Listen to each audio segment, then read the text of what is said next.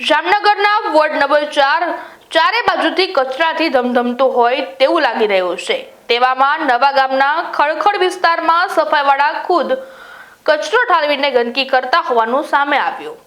Solid વેસ્ટની આવી ઘોર બેદરકારી સામે ત્યાંના લોકોમાં રોષ ફેલાયો હતો, જેને પગલે કોર્પોરેટર રચનાબેન નંદાણીયાએ નગરપાલિકાના સત્તાધીશોને ચીમકી ઉચ્ચારી જણાવ્યું છે કે જો તાત્કાલિક અસરથી સફાઈ કરવામાં નહીં આવે તો આ કચરો કોર્પોરેશનની કચેરીએ ઠાલવવામાં આવશે।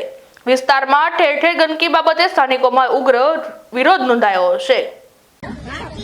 આ વોર્ડ નંબર 4 ખડખડ વિસ્તાર છે। અમે વારંવાર રજૂઆત કરી છે કે અમને ઠેર ઠેર કચરાના કોઈ હટાવો।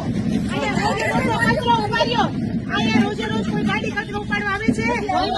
નથી આવતી। રેતના ભરવાવાળા કોર્પોરેશનના માણસો જ અહીંયા કચરો નાખે છે।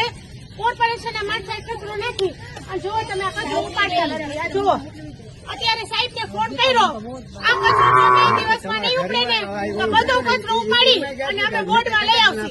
તમારી પાસે 2 દિવસ આ કચરો આજની તારીખમાં ન ઉપડે ને તો સીએમ પોર્ટ અને પીએમ પોર્ટમાં હું જે સાહેબના નામ નંબર દઉં ને એના વિરુદ્ધ ફરિયાદ કરી દેવાની।